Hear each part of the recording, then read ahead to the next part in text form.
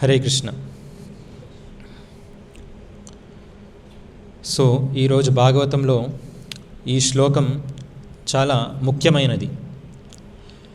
ఎందుకంటే ఇస్కాన్ అంతర్రాష్ట్రీయ కృష్ణ ప్రజ్ఞ సంస్థ, మన సంస్థ శ్రీల ప్రభుపాద వారు ఈ సంస్థలో ఉన్న 4 నియమాలు ఎక్కడ నుంచి తీసుకున్నారు, శాస్త్రంలో ఎక్కడ చెప్పబడినది ఈ 4 నియమాలు పాటించవలనని.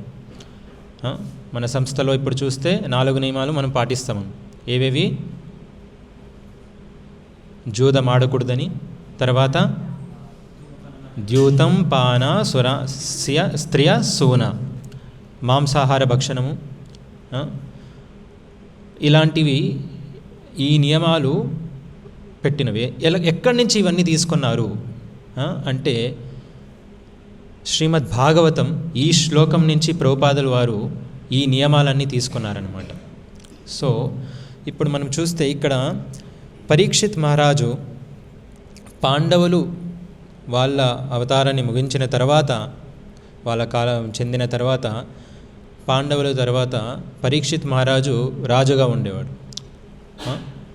సో ఆయన రాజుగా ఉన్నప్పుడు అంతా దేశమంతా సస్యశ్యామలంగా, అంతా ఏది ఒక ఇంచ్ ఏది ఇది లేకుండా, ప్రాబ్లమ్స్ అనేవి లేకుండా, కష్టం అనేది లేకుండా ఉండేదన్నమాట. భూమి కూడా అన్ని పంటలు పండించేవి, అన్నీ చాలా రకంగా అనుగుణంగా ఉండేది. కానీ తన రాజ్యంలో ప్రజలు ఎలా ఉన్నారు అని తెలుసుకోవడానికి బయలుదేరిన పరీక్షిత్ మహారాజు ఈ విషయం చూస్తాడనమాట. ఈ సన్నివేశం ఏది? కలిపురుషుడు. ఎవరు కలిపురుషుడు? అధర్మానికి నిధి. మనలో అధర్మాన్ని ప్రేరేపించే ఒక శక్తి. మనం పాపం చేయకూడదనుకున్న మనలో పాప బుద్ధిని ప్రవేశించే ఒక మనిషి. సో అతడే కలిపురుషుడు. సో కృష్ణుని అవతారం తర్వాత కలియుగం మొదలవుతుందన్నమాట. ఈ కలియుగం వస్తుంది కాబట్టి ఈ కలిపురుషుడు ఇప్పుడు వచ్చి ఏం చేస్తాడు? ఆవుని, మళ్ళీ వృషభాన్ని, ఆవు భూదేవిగా చెప్పబడినారు ఇక్కడ, మళ్ళీ వృషభాన్ని ధర్మదేవతగా చెప్పబడినారు. సో వీళ్ళిద్దరిని హింసిస్తాడనమాట వచ్చి. అది చూసిన పరీక్షిత్ మహారాజు వెంటనే కోప్పడి ఆయన కత్తితో ఈ కలి పురుషుడిని వధించడానికి వెళ్తాడు. సో అలా వెళ్తున్నప్పుడు చూసిన కలిపురుషుని తెలుసు అన్నమాట పరీక్షిత్ మహారాజు శక్తి ఏంటి అని. సో అది తెలుసుకున్న కలిపురుషుడు అతనికి శరణాగతి పొందుతాడు, శరణు వేడుతాడు. నన్ను చంపద్దండి, నన్ను వధించద్దండి, నన్ను రక్షించండి. ఎందుకంటే ఇది ఆయన కాలం కాబట్టి ఆయన వేడుకుంటాడు. నేను మీ ప్రజలలో ఒకడినే, సో నాకు కూడా కొంత ప్రదేశం ఇవ్వండి, నేను ఎక్కడ ఉండొచ్చును అని వేడుకుంటాడు.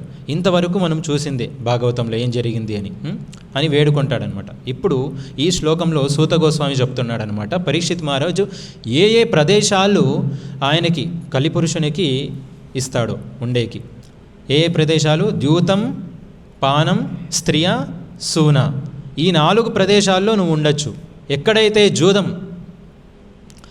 చేస్తారో, ఎక్కడైతే జూదం ఆడతారో వెళ్ళు, నువ్వు అక్కడ ఉండు. ఎక్కడైతే మద్యపానం సేవిస్తారో, ఇంటాక్సికేషన్, ఇలాంటి మత్తు పదార్థాలన్నీ సేవిస్తూ ఉంటారో వెళ్ళు, నువ్వు అక్కడ ఉండు. ఎక్కడైతే స్త్రియ వేశ్య ఇలాంటి పనులు చేస్తుంటారో వెళ్ళు, నువ్వు అక్కడుండు. అధర్మమైన పనులన్నీ చేస్తుంటారో నువ్వు వెళ్ళు, అక్కడుండు. మళ్ళీ ఎక్కడైతే మాంసాహార భక్షణం చేస్తుంటారో నువ్వు వెళ్ళు, నువ్వు అక్కడుండు. సో ఈ భూమండలాన్ని పరీక్షిత్ మహారాజు ఉన్నప్పుడు ఈ భారతదేశం ఒకటే కాదు, పాండవుల తర్వాత ఆయన భద్రశ్వ, కేతుమాల, కింపురుష, ఉత్తర కురు అనే ప్రదేశాలన్నీ, ఎంటైర్ భూమండలం అంతా ఆయన ఆక్రమించుకొని ఆయన రాజుగా ఉన్నాడనమాట. సో భూమండలానికే రాజు. సో ఈయన రాజ్యంలో పరీక్షిత్ మహారాజు ఉన్న రాజ్యంలో ఇలాంటి పనులు చేసేవాళ్ళు ఎవరు, ఆ లక్షణాలే లేవన్నమాట ఎవరికి. అలాంటి ఈ పనులు చేసే వాళ్ళ లక్షణాలు లేవు, అలాంటి ప్రజలు లేరు, అలాంటి స్థలము కూడా లేదు. సో ఇప్పుడు పరీక్షిత్ మహారాజు కలిపురుషునికి ఈ ప్రదేశాలు ఇస్తాడు, ఇక్కడ ఉండు. కానీ ఎక్కడా చూసినా ఆ ప్రదేశాలు అనేవే లేవు కలిపురుషునికి చూస్తే ఉండేకి. సో మళ్ళీ వచ్చి మనం చూస్తామంటే ముందు ఏం జరుగుతుంది, ఎక్కడ మళ్ళీ పరీక్షిత్ మహారాజు వేరే ప్రదేశం ఇస్తాడు కలిపురుషుడు వేడుకున్నప్పుడు. సో ఈ 4 నియమాలు ఎందుకు ఇంపార్టెంట్ అనేది ఈ శ్లోకంలో చెప్పబడినారు. ఎందుకు మనం పాటించాలి అని చెప్పబడినది ఈ ప్రదేశాలు ఉండొచ్చు అని ఓకే కలిపురుషునికి ఇచ్చారు. సో ఎందుకు మనం ఈ నియమాలే చెప్పాడు పరీక్షిత్ మహారాజు అనేది ఈ శ్లోకంలో భాష్యంలో శిల ప్రభుపాద్ చెప్తారనమాట. సో శిల ప్రభుపాద్ జీవ గోస్వామి చెప్పిన భాష్యం నుండి ఇవన్నీ కోట్ చేస్తారు. జీవ గోస్వామి ఏం చెప్తారంటే ప్రవృత్తి మార్గ నివృత్తి మార్గ 2 మార్గాలు ఆదేశింపబడినాయి వేదాల్లో. ఒకటి ప్రవృత్తి మార్గం, 2 నివృత్తి మార్గం. సో నువ్వు ఆధ్యాత్మిక ప్రపంచంలోకి వెళ్ళాలంటే ఈ 2 మార్గాలు ఎంచుకొని నువ్వు వెళ్ళచ్చు. గోలోక వృందావన్ వైకుంఠ ధామానికి వెళ్ళాలంటే నీ మనసును కుదురుగా ఉంచుకొని నువ్వు ఈ ఆత్మ నుండి మనం ఈ శరీరం కాదు, భగవద్గీతలో చెప్తారు, ఏమని చెప్తారు, దేహినో అస్మిన్ యథాదేహే కౌమారం యవ్వనం జర. సో దేహినో అస్మిన్ యథాదేహే ఈ దేహంలో ఒక దేహి ఉంది. దేహినో అస్మిన్ యథాదేహే ఈ దేహం, ఈ కనబడించే దేహంలో ఒక దేహి ఉంది.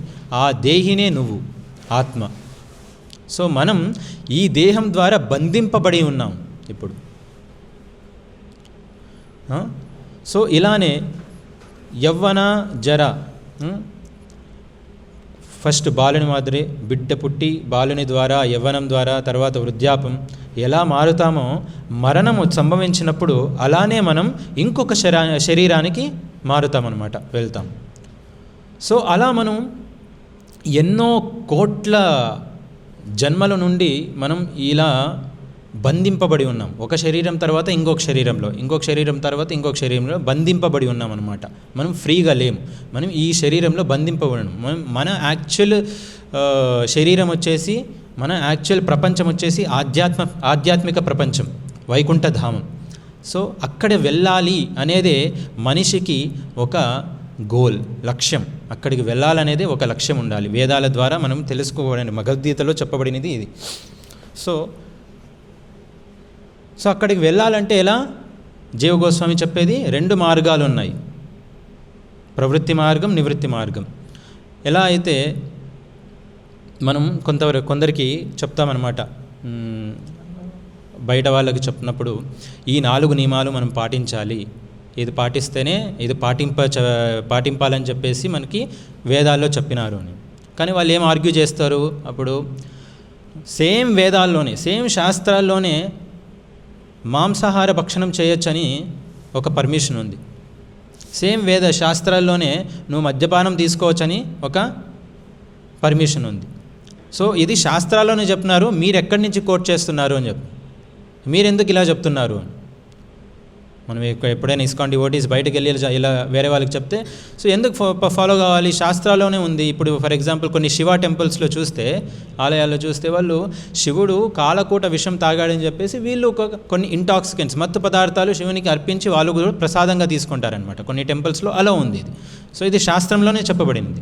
మళ్ళీ మాంసాహార భక్షణం, కాళీమాతకి మాంసాన్ని ఒక జంతు వధ అని చేసి వాళ్ళు కూడా అది ప్రసాదంగా తీసుకుంటారు. సో ఇవన్నీ శాస్త్రాల్లోనే చెప్పబడినాయి, మీరెందుకు ఇలా 4 నియమాలు పాటించాలని చెప్తున్నారు. కానీ ఇక్కడ జీవ గోస్వామి ఏం చెప్తారంటే ఇవి 2 మార్గాలు, ప్రవృత్తి మార్గం, నివృత్తి మార్గం. ఫర్ ఎగ్జాంపుల్ మీరు ఒక 100 స్టోరీ బిల్డింగ్ ఎక్కాలనుకోండి, పైనకి వెళ్ళాలి. 100 స్టోరీ బిల్డింగ్, 100 ఫ్లోర్ బిల్డింగ్ ఎక్కాలనుకోండి, పైనకి వెళ్ళాలి. ఇప్పుడు మీ లక్ష్యం అది, పైనకి వెళ్ళాలని. 2 రకాలుగా వెళ్ళచ్చు. ఒకటి మెట్లు ఎక్కి వెళ్ళచ్చు స్టెప్స్ ద్వారా, 2 లిఫ్ట్ తీసుకొని వెళ్ళచ్చు. సో మీరు మెట్లు వెళ్ళి ఏమవుతుంది, ఆలస్యం అవుతుంది. అది కాకుండా మీరు మధ్యలో ఆగిపోవచ్చు కూడా, అలసిపోవచ్చు కూడా.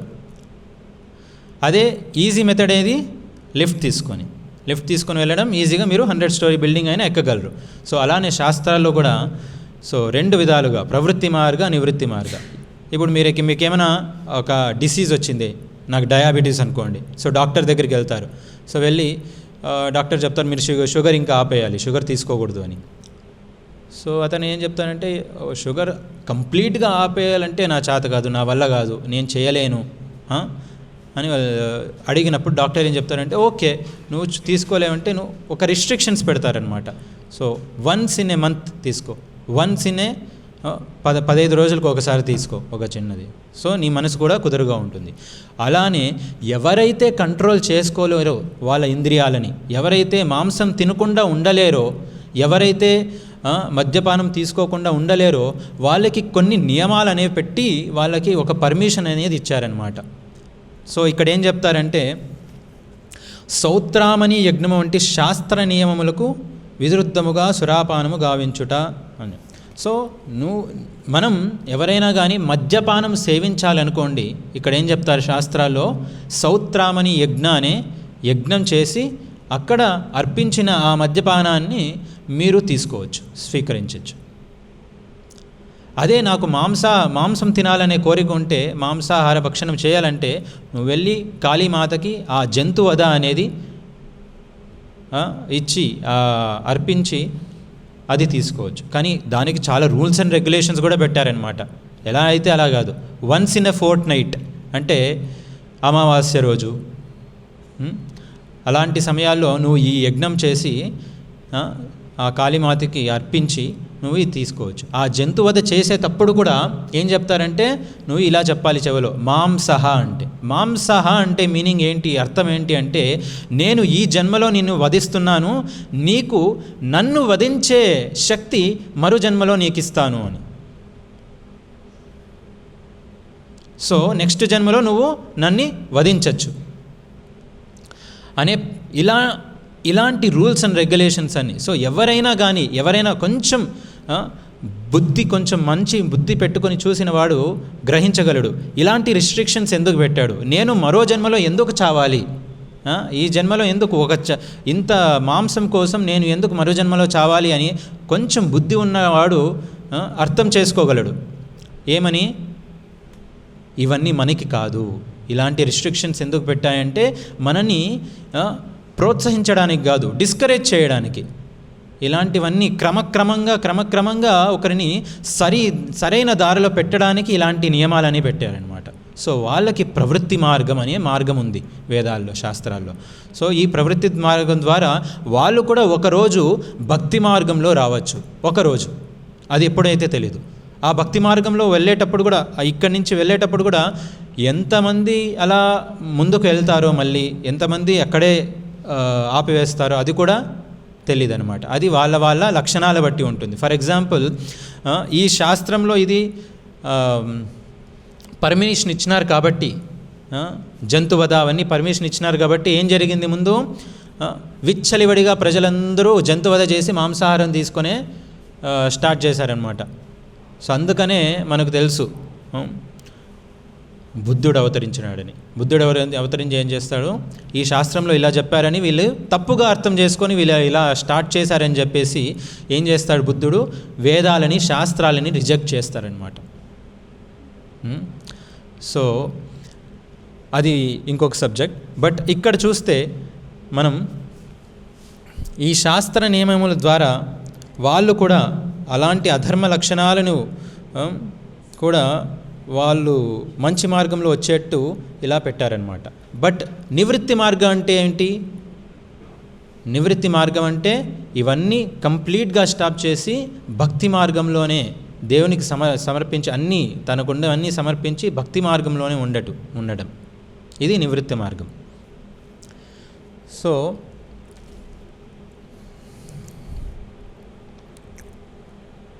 సో ఇక్కడ ఏం చెప్తారంటే పర్పట్లో ఈ భాష్యంలో ఏం చెప్తారంటే ఒకరి ఆహారం ఇంకొకరికి విషం కావచ్చు. అలానే ఈ ప్రవృత్తి మార్గంలో ఉండే వాళ్ళకి ఈ నియమాలు చూసి మనం కూడా ఆ నియమాలు మనకే అనుకోకూడదు. So one man's food is poison for others. ఒకరికి ఆహారం ఇంకొకరికి విషం కావచ్చు. తమోగుణంలో ఉండే వాళ్ళు, మనకు తెలుసు 3 గుణాలు ఉన్నాయి మనిషికి, సత్వ రజస్ తమ. సత్వగుణం, రజోగుణం, తమోగుణం. సో భగవద్గీతలో అర్జునుడు కూడా అడుగుతాడనమాట, అథకేన ప్రయుక్తోయం పాపం చరతి పూరుషః. అథకేన ప్రయుక్తోయం పాపం చరతి పూరుషః. నాకు ఇష్టం లేదు చేయాలని ఈ పాపాన్ని నాకు చేయడం ఇష్టం లేదు, కానీ ఏదో ఫోర్స్గా నాకు వచ్చి ఇలా చేసేటట్టు చేస్తుంది. ఏంటి కారణం? అది ఈ పాప బుద్ధి, ఇది ఏంటి కారణం అని అడిగితే అప్పుడు కృష్ణుడు చెప్తాను, కామయేష క్రోధయేష రజోగుణో సముద్భవః. కామయేష క్రోధయేష, ఇవేంటి కారణాలంటే ఈ కామం, నీకున్న కోరిక, మళ్ళీ క్రోధం, నీకున్న కోపం. కామయేష క్రోధయేష ఇవి ఎక్కడి నుంచి పుట్టాయి అంటే రజోగుణంలో నుంచి పుట్టాయి. సో ఎవరైతే రజోగుణంలో ఉంటారో, తమోగుణంలో ఉంటారో, వీళ్ళు ఈ కామాన్ని, క్రోధాన్ని కంట్రోల్ చేసుకోలేరు. అందుకనే మనం ఎప్పుడైతే ఈ రజోగుణం, తమోగుణంలో నుంచి బయటికి రావడానికి స్టార్ట్ చేస్తామో, సత్వగుణంలోకి రావడానికి ప్రయత్నిస్తామో, ఇవన్నీ ఈ బుద్ధి అనేది మారుతుందన్నమాట. సో ఈ పాప బుద్ధిని కలిగించేవాడు ఎవరంటే కలిపురుషుడు. మనలో చేసేకి ఇష్టం లేకున్నా, ఆ పనిని చేయడానికి ఇష్టం లేకున్నా ఆ పాప బుద్ధిని ప్రేరేపించేవాడు, మనలో పెట్టేవాడు ఎవరంటే ఈ కలిపురుషుడు అనమాట, అధర్మానికి నిధి. అందుకే ఈ కలిపురుషునికి ఇలాంటి ప్రదేశాలు ఇచ్చి పరీక్షిత్ మహారాజు ఇవన్నిటిని స్టాప్ చేయాలనుకుంటాడు. ఈ కలి యుగాన్ని అంతగా ప్రోత్సహించాడనమాట రావడానికి. సో ఇక్కడ ఏం చెప్పారంటే ద్యూతం పానం స్త్రియస్సూన. ముందుగా మనం తీసుకుంటే ద్యూతం అంటే జూదం. సో జూదం ఎందుకు ఆడకూడదు? తప్పేంటి? జూదం ఆడితే తప్పేంటి? మనకు తెలుసు, శాస్త్రాల్లో కూడా జూదం ఆడితే ఎలాంటి వాళ్ళు కూడా ఎలా అయ్యారు అని. సో నల మహారాజు, యుధిష్ఠిర మహారాజు, వాళ్ళు కూడా, అలాంటి భక్తులు కూడా జూదం అనే ఇది చేసి వాళ్ళు కూడా ఎలా అయ్యారో మనకు తెలుసు. అందుకనే ఈ జూదం ఏం చేస్తుందంటే, జూదం నువ్వు చేసేటప్పుడు సత్యం అనేది పలికేకి లేదు. నువ్వు సత్యం పలికి జూదంలో ఉంటానంటే అది చేసేకి లేదు. సో అసత్యం అనేది చేయాలి నువ్వు. సో అసత్యం చేయడం వల్ల నీ గుణాలు కూడా చేంజ్ అవుతాయి అన్నమాట. ఇప్పుడున్న కాలంలో జూదం ఎలా ఉంది? బెట్టింగ్స్ అని, లాటరీస్ అని,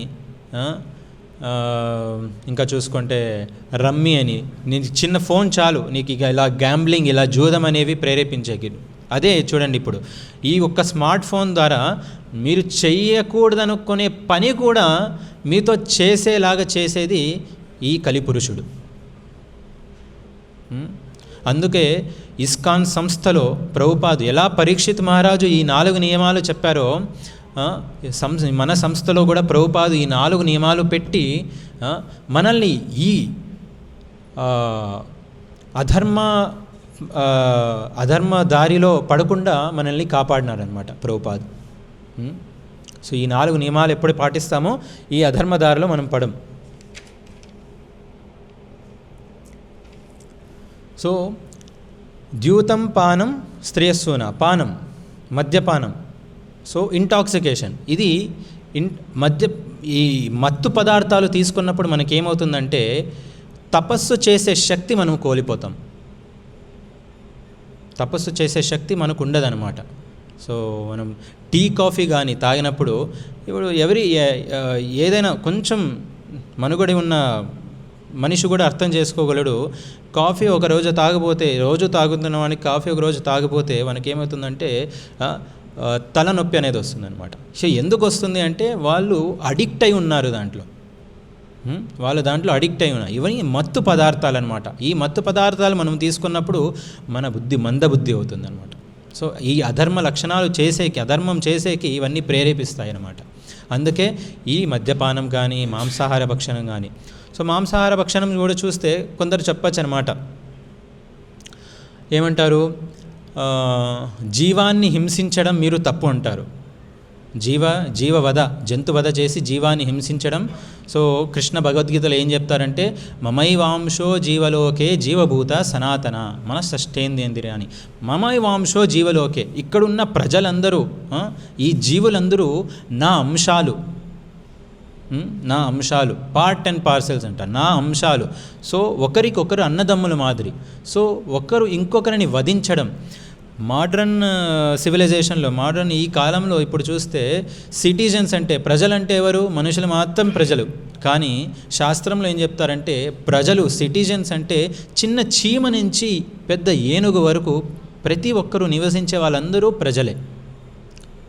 వాళ్ళ కర్మ బట్టి వాళ్ళకు అలా ఆ శరీరాన్ని ఇవ్వబడింది. సో మనకి ఏ జంతువు మీద, ఏ మనిషి మీద అధికారం లేదనమాట మనం వాళ్ళని హింసించడానికి. సో ఒక తండ్రికి ఎవరైనా 10 కొడుకులు ఉంటే, 10 బిడ్డలు ఉంటే అందరినీ సమానంగా చూడాలనుకుంటారు. వాళ్ళ గొడవ పడితే చూడలేడనమాట. ఒకరిని ఇంకొకరు హింసిస్తుంటే తండ్రి చూడలేడు. అలానే దేవుడు కూడా మన అందరి ప్రజల్లో ఒకరిని ఇంకో జీవుడు హింసిస్తుంటే చూడలేడనమాట. సో అందుకే ఇలా చెప్పినప్పుడు కొందరు ఏమంటారంటే మీరు కూడా హింసిస్తున్నారు జీవులను. ఎందుకంటే మనం చిన్నప్పుడు స్కూల్లో చదువుకునే ఉంటాం, ప్లాంట్ బేస్డ్, ప్లాంట్స్ కూడా, చెట్లు, ఆకులు, అన్నీ ఇవి కూడా, వాటికి కూడా జీవం ఉంది. ఇలాంటి ఆర్గ్యుమెంట్స్ మనం విన్నే ఉంటాం. వాటికి కూడా జీవం ఉంది. మీరు వాటిని కూడా తింటున్నారు కదా, వెజిటేరియన్ అని మీరు చెప్తారు, శాకాహారం అని చెప్తారు. కానీ మీరు ప్లాంట్స్ని, అవన్నీ కూడా పండ్లు, కాయలు, అవిటికి కూడా జీవం ఉంది. సో వాటిని మీరు తిని వాళ్ళని ఇచ్చేస్తున్నారు కదా. మేమైతే ఇలా ఓకే మాంసం తీసుకుంటాం, మీరు అది చూస్తే అందులోనూ జీవం ఉంది. సో దీనికి ఏంటి ఆన్సర్? సో అందుకే శాస్త్రంలో చెప్తారంటే ప్రభుపాద ఇక్కడ జీవగోస్వామి చెప్తున్నారు, అందులో కూడా జీవం ఉంది. కానీ కృష్ణ ఏం చెప్తారంటే భగవద్గీతలో పత్రం పుష్పం ఫలం తోయం యోమే భక్త్యా ప్రయచ్చతి. ఎప్పుడైనా కానీ మనం ఈ పత్రం పుష్పం ఫలం తోయం ఇవి దేవునికి అర్పించి, ఎందుకంటే కృష్ణుడు అనమాట అన్నిటికీ ప్రొపరేటర్. అహం సర్వస్య ప్రభువో మత్త సర్వం ప్రవర్తతే. ఈ జగత్తన్నిటికీ నేనే కారకుడు, నేనే పెద్ద, నేను ప్రొపరైటర్. అహం సర్వస్య ప్రభువో మత్త సర్వం ప్రవర్తతే. అంతటికీ నేనే, ఈ జగత్తంతటికీ నేనే తండ్రి. పితాహమస్య జగతో మాతా ధాతా పితామహ. నేనే తండ్రి, నేనే తల్లి, ఇలా భగవద్గీతలో చెప్తారు. సో ఎప్పుడైతే మనం ఇవి అన్నీ ఆయన చెప్పినట్లుగా మనం పత్రం పుష్పం ఫలం తోయం ఇవన్నీ దేవునికి సమర్పించి మనం తీసుకుంటామో అది ప్రసాదం అవుతుంది.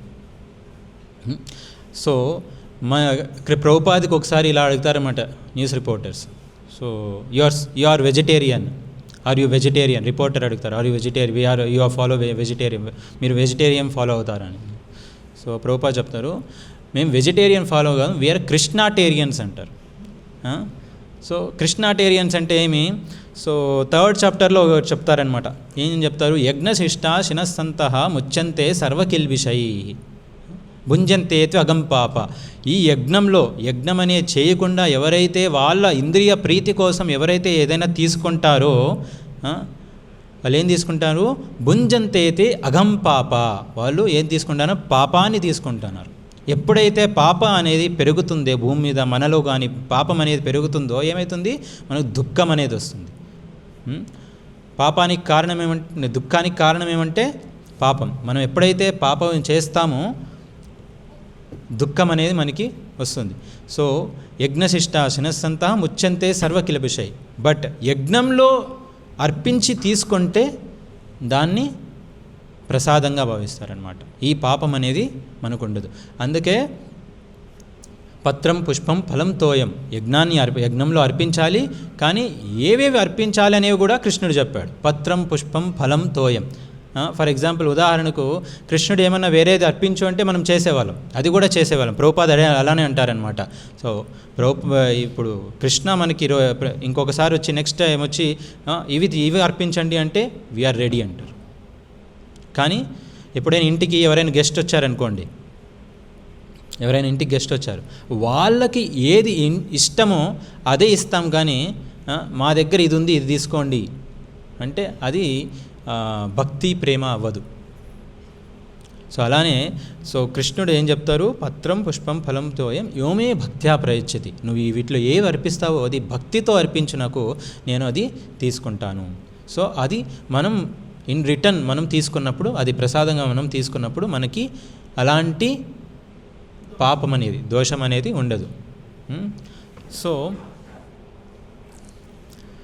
సో ఎలా ఎప్పుడైతే ఇలా చెప్తారో ఎవరైనా, ఇందులో కూడా జీవం ఉంది, ఇందులో కూడా జీవం ఉంది, ఇందులో కూడా జీవం ఉంది, మీరు అది కూడా తీసుకుంటున్నారు. సో ఇలా మనకి శాస్త్రంలో చెప్పబడినది. ఏదైనా సరే మనకి శాస్త్ర ప్రకారంగా తీసుకుంటే అధర్మంగా మనం ఏమీ ఉండదన్నమాట. మళ్ళీ ఇంకా ఇక్కడ ఏం చెప్తారంటే,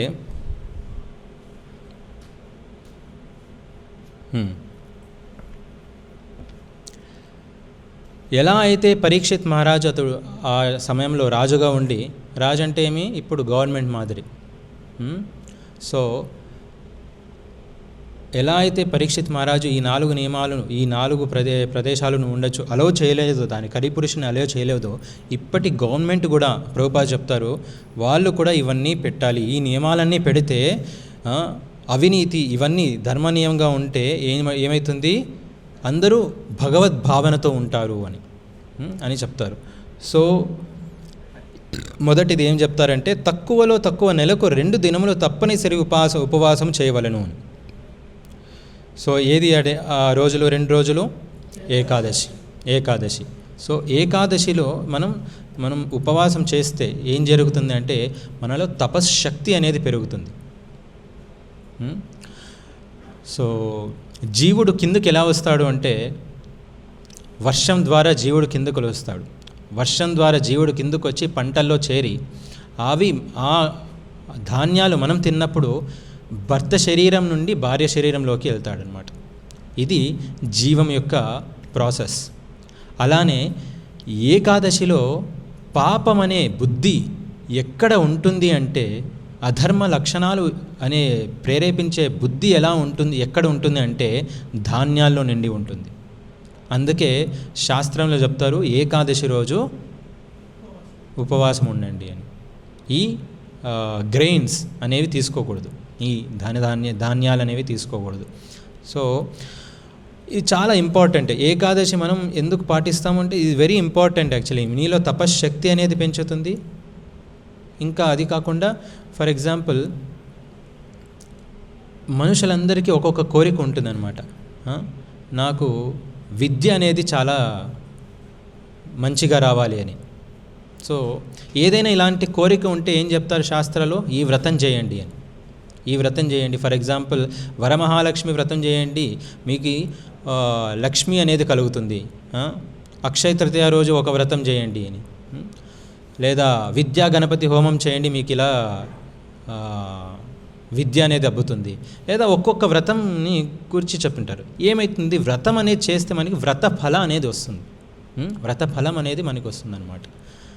సో బట్ నువ్వు విద్యా గణపతి హోమం చేస్తే నీకు మంచి భర్త రావాలనుకోండి, ఎవరికైనా మంచి భార్య మంచి భర్త రావాలనుకుంటే వాళ్ళు కూడా ఒక వ్రతం చేస్తే అది సంపూర్ణమవుతుంది. మనకి భాగవతంలోనే అదితి ఒక వ్రతం చేస్తుందన్నమాట. అదితి ఎవరు, కశ్యపుని యొక్క భార్య, దేవతల యొక్క తల్లి.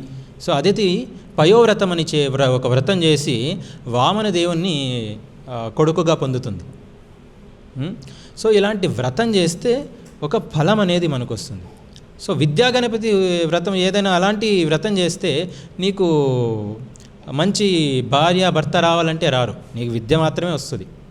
వరమహాలక్ష్మి వ్రతం చేస్తాను నాకు విద్య రావాలంటే రాదు. వరమహాలక్ష్మి వ్రతం నీకు ఏ రావాలో అదే ఫలం వస్తుంది.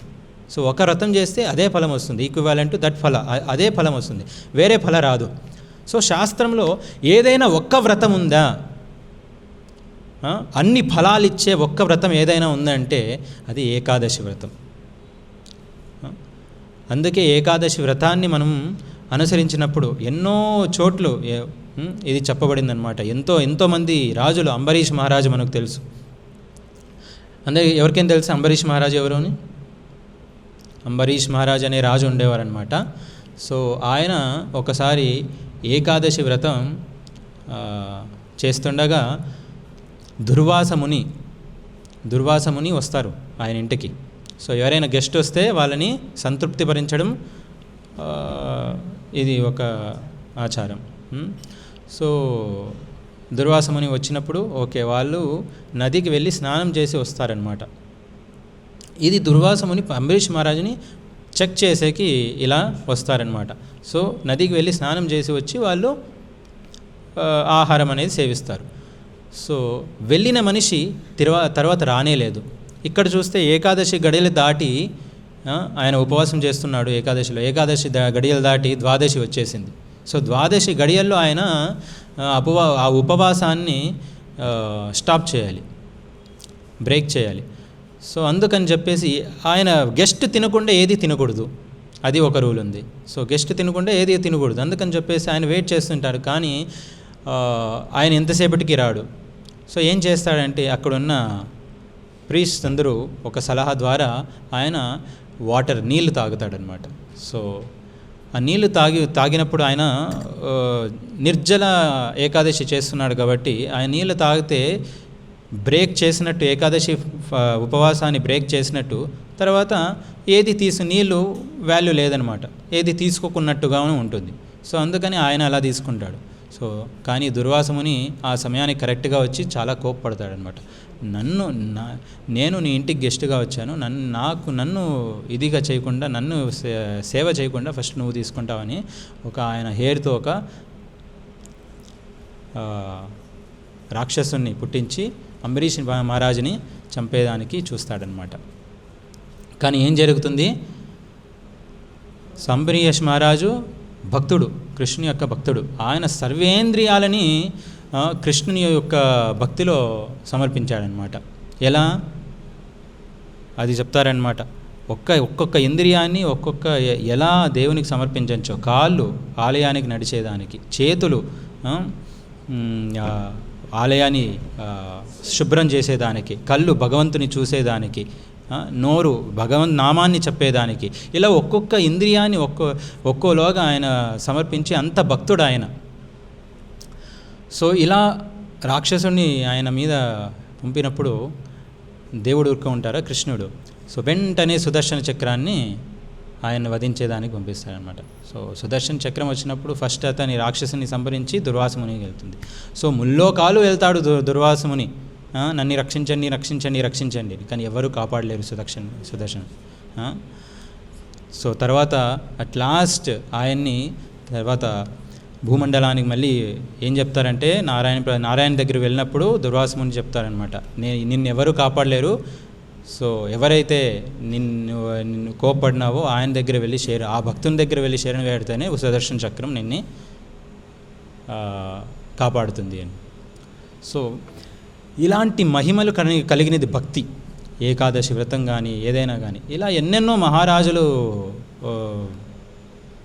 ఎందరో మహారాజులు చేసిండే ఫలితం. ఇప్పుడు ఏకాదశి అంటే ఏంటి, ఎలా ఏకాదశి వచ్చింది అంటే, పూర్వం ఒకసారి కృష్ణుడు మురా అనే రాక్షసునితో పోరాడుతుంటాడు. పోరాడినప్పుడు మురా అనే రాక్షసుడు కూడా చావుడు, నారాయణకు కూడా కృష్ణుడికి కూడా ఏది కాదనమాట. సో ఇద్దరు పోరాడుతుంటారు, ఎన్నో రోజులు పోరాడతారు, కానీ ఏది కాదు. సో కృష్ణుడు అలసిపోయి ఒక గుహ దగ్గరకు వచ్చి కూర్చుంటాడనమాట, సేద తీరుతాడు. అప్పుడు మురా అనే రాక్షసుడు వచ్చి కృష్ణుని వధించాలని వచ్చి గుహ లోపలికి వస్తుందన్నమాట. వెంటనే కృష్ణుని శరీరం నుంచి ఒక అవతారం వచ్చి మురా అనే రాక్షసుని వధించేస్తుంది. సో ఆ తిథి ఏది అంటే ఏకాదశి తిథి. సో కృష్ణుడు అప్పుడు లేచి, ఎవరు నువ్వు అంటే, నేను నీ దాసుని, నిన్ను చంపడానికి వచ్చిన నీ అవతారాన్ని నిన్ను చంపడానికి వచ్చిన ఈ రాక్షసుని నేను వధించాను అంటే, అప్పుడు ఆయన ప్రసన్నుడయ్యి ఈ వరం ఇస్తాడనమాట, ఏకాదశి వ్రత. సో నువ్వు ఈ 11వ దినం వచ్చావు కాబట్టి నీ పేరు ఏకాదశి. ఈ ఏకాదశి రోజు ఎవరైనా ఉపవాసం చేస్తే వాళ్ళకి ఎక్కడా లేని ఫలితం నేను వాళ్ళకి ఇస్తాను అని. సో అందుకే ఏకాదశి వ్రతం అనేది చాలా ఇంపార్టెంట్. సో జీవగోస్వామి ఈ ప్రభుపాద్ ఇలా ఈ భాష్యంలో ఇవన్నీ చెప్తారనమాట. తక్కువలో తక్కువ నెలకు 2 దినములు తప్పనిసరి ఉపవాసము. సో ఇది ఏం చేస్తుందంటే తపశ్శక్తినిస్తుంది. తర్వాత 24 సంవత్సరముల వయసు వచ్చిన యువకులకు మరియు 16 ఏండ్లు నిండిన కన్యలకు వివాహం తప్పనిసరిగా జరిపించవలను. సో ఈ నియమాలను ఎలా గవర్నమెంట్ ఇవన్నీ సొసైటీలో ఇంప్లిమెంట్ చేయగలదు అనేది కూడా ప్రభుపాద రాశారనమాట. సో ఎప్పుడైతే 24 సంవత్సరాలు వచ్చి 16 సంవత్సరాలు వచ్చిండే వీళ్ళకి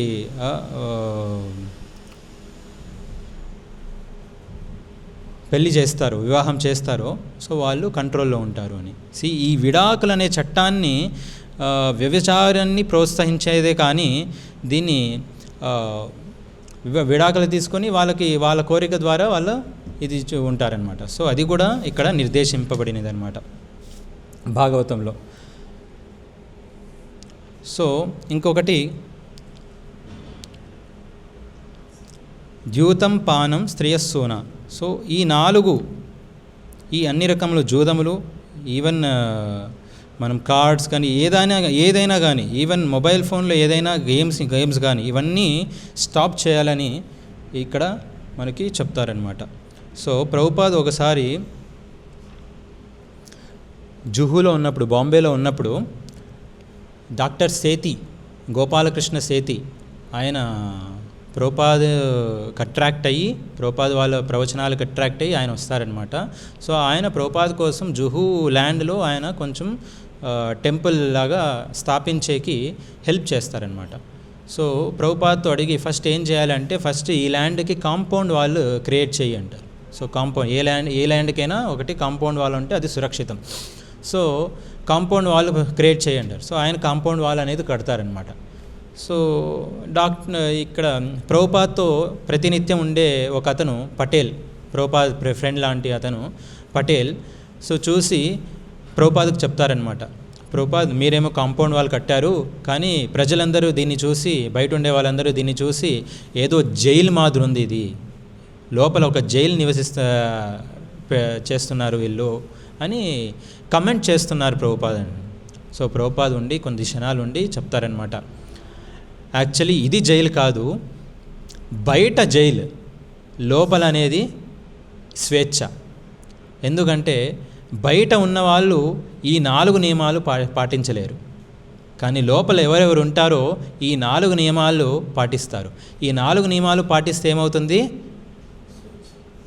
స్వేచ్ఛ ప్లస్ ఆ కలిపురుషుడు ఎంటర్ కాలేడు. ఎప్పుడైతే మనం దారి ఇస్తామో, ఇదే దారి, మనం ఎప్పుడైతే ఈ నియమాలని బ్రేక్ చేస్తామో అదే మన హృదయంలోకి వచ్చే దారి కలిపురుషుడికి. సో ప్రభుపాద్ అలా అంటారు, ఈ కాంపౌండ్ వాల్ ఈ జైలు కాదు, బట్ ఇది స్వేచ్ఛ. ఇక్కడ ఉండేవాళ్ళు ఈ నియమాలు పాటిస్తారు. ఈ నియమాలు పాటించినప్పుడు అధర్మ లక్షణాలు, ఈ పాప బుద్ధి అనేది వాళ్ళలో రాలేదన్నమాట. సో అందుకే ఈ నియమాలు అనేవి చాలా ఇంపార్టెంట్ మన జీవితంలో కూడా. ఇవి పాటిస్తే మనము ప్రభుపాద్ అందుకే దీక్షా విధానం పెట్టారనమాట. దీక్ష అంటే ఏంటి? దీక్ష అంటే ఇనిషియేషన్. ఈ భక్తి మార్గంలో ఒక ఇనిషియల్ స్టేజ్. ఈ స్టేజ్ మనం ఎక్కడికి వెళ్ళాలి, భగవద్ధామానికి వెళ్ళే ఇనిషియల్ స్టేజ్ అనమాట దీక్ష. సో దీక్ష తీసుకున్నప్పుడు మనం ఏం చెప్తామంటే, ప్రభుపాద్ ఎప్పుడు చెప్తారు, hour Deeksha is 4 no's 1 yes. 4 చేయకూడని పనులు, 1 చేయాల్సిన పని. ఏది అంటే 4 చేయకూడని పనులు, దూతం పానం స్త్రియస్సూన. ఈ 4 చేయకూడని పనులు. 1 చేయాల్సిన పని హరే కృష్ణ మంత్రాన్ని చాంటింగ్ చేయడం. సో మనం ఎన్ని వ్రతాలు చేసినా, ఎన్ని హోమాలు చేసినా దాని ఫలానికి ఇవన్నీ ఎవరైతే కర్మ యోగ పాటిస్తున్నారో, ఎవరైతే ఈ నాకు ఇది కావాలి ఇమీడియట్గా వాళ్ళకి ఏదైనా సొల్యూషన్ రావడానికి ఇలాంటివన్నీ పాటిస్తారనమాట. కానీ ఆ పాప బుద్ధి అనేది మనలో స్టిల్ ఉంటుంది. మనం ఏదైనా కార్యం చేసి ఈ పాపానికి ప్రాయశ్చిత్తం అనేది పొందొచ్చు. కానీ మళ్ళీ వచ్చి మనం అదే పాపాన్ని చేయడం మనకి ఉంది, ఆ బుద్ధి అనేది ఉంది అన్నమాట. ఇప్పుడు ఫర్ ఎగ్జాంపుల్ క్రిస్టియన్స్లో చూస్తే వారమంతా నువ్వు ఏదైనా చెయ్యి, కానీ ఒకరోజు వచ్చి ఇక్కడ నువ్వు ప్రే చేస్తే అంతా వెళ్ళిపోతుంది అంటారు. సో మనం కూడా అలానే ఈ యొక్క వ్రతాలు, ఈ యొక్క హోమాలు ఇవన్నీ చేసి మనకుండే పాప కర్మ అనేది తొలగించుకుంటామన్నమాట. ఆ కర్మ అనేది తొలగించుకోండి. ఎప్పుడైతే మనం పాపం చేస్తామో దుఃఖం వస్తుంది. ఆ దుఃఖానికి దూరంగా ఉండడానికి మనం ఇలాంటివన్నీ చేసి, ఈ పుణ్యకారాలన్నీ చేసి మనం ఈక్వల్ చేస్తాం. కానీ ఆ బుద్ధి అనేది ఇంకా మన మనసులో ఉంది. అది బయటకు పోదన్నమాట. అది బయటకు పోదు. మళ్ళీ నువ్వు వచ్చి అది తీరిపోయినా కానీ నువ్వు వచ్చి మళ్ళీ ఆ పాపం చేసే బుద్ధి నీకు అలానే ఉంది. ఈ పాపం చేసే బుద్ధి నుంచి మనం బయటకు రావాలి అంటే ఏం చెప్తారు అంటే, ఇదే సేమ్ థింగ్ నేను ఇప్పుడు ఏం చెప్తున్నా అదే అజామిల వ్యాఖ్యానంలో కూడా చెప్పబడినది అనమాట. ఈ పాప బుద్ధిని ఎలా మనం నియంత్రించవచ్చు అంటే హరే కృష్ణ మంత్ర జపం చేయడం వల్ల. ఈ హరే కృష్ణ మంత్ర జపం చేయడం వల్ల అంటే ఏమవుతుందంటే చేతో దర్పణ మార్జనం, మన హృదయం క్లీన్ అవుతుంది. చేతో దర్పణ మార్జనం భవమహా దావాగ్ని నిర్వాపనం. ఇప్పుడు ఫారెస్ట్లో ఎక్కడైనా అడవిలో నిప్పు పుట్టుకుంటే, ఫర్ ఎగ్జాంపుల్ ఏదైనా నిప్పు పుట్టుకుంటే ఏం జరుగుతుంది? ఇమీడియట్గా మనం కాల్ చేస్తాం. ఎవరికి? ఫైర్ ఇంజిన్కి కాల్ చేస్తాం. వాళ్ళు వచ్చి వాటర్ వేస్తారు. సో నిప్పు అనేది వెళ్ళిపోతుంది. అదే ఫారెస్ట్లో నిప్పు పుట్టుకుంటే ఏమవుతుంది? అక్కడ ఏదైనా ఎన్ని ఫైర్ ఇంజిన్లు నువ్వు తీసుకుపోయినా అక్కడ నువ్వు ఆపలేవు. ఎందుకంటే అన్నీ చెట్లే కాబట్టి ఇంకా అది పెరుగుతూనే ఉంటుంది తప్ప అది నువ్వు దాన్ని ఏమీ చేయలేవు అనమాట.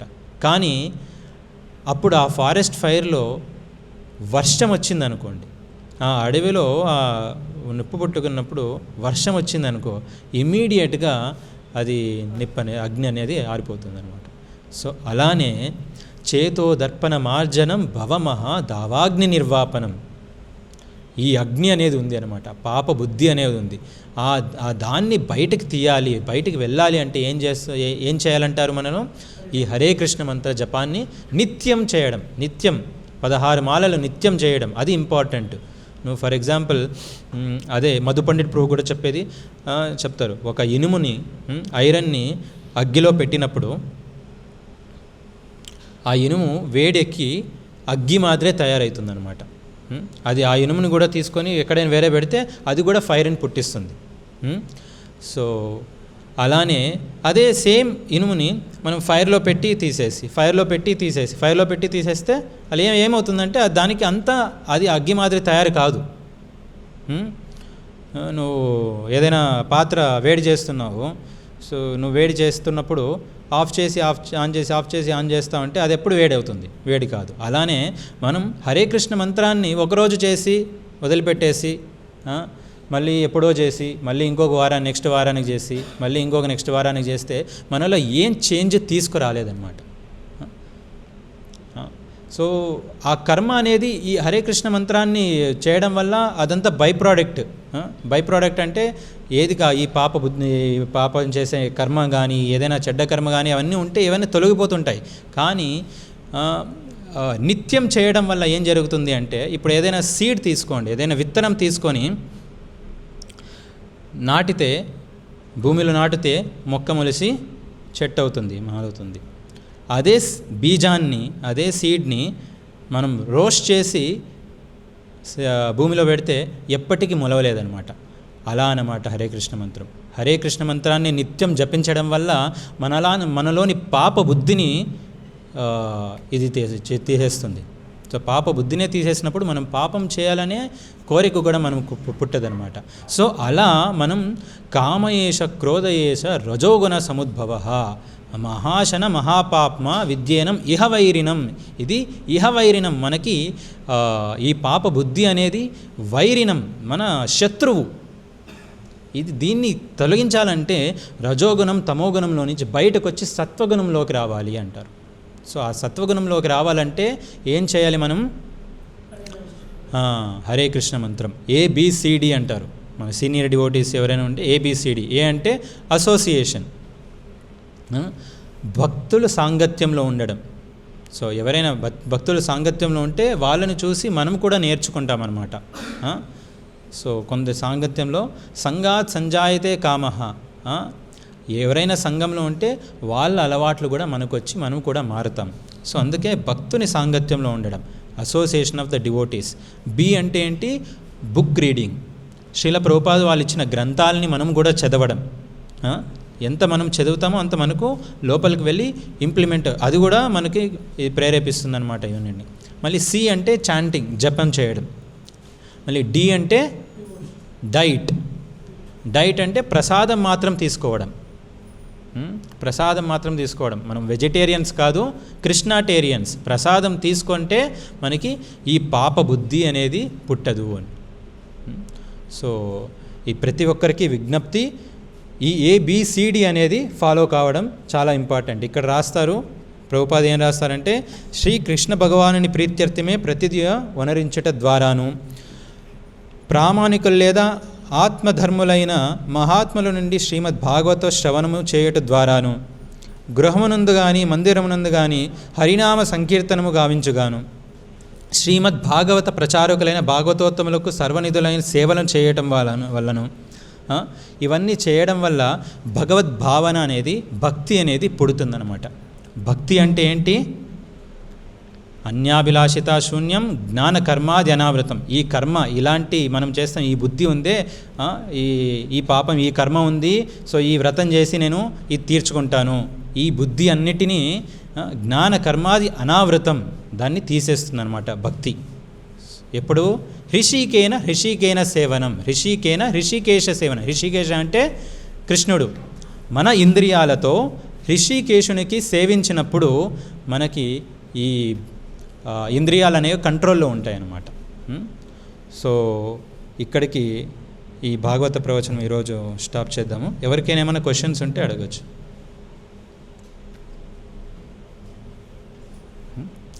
ఓకే. గ్రంథరాజ్ శ్రీమద్ భాగవతం కీ, విశ్వగురు శిల ప్రభుపాద కీ.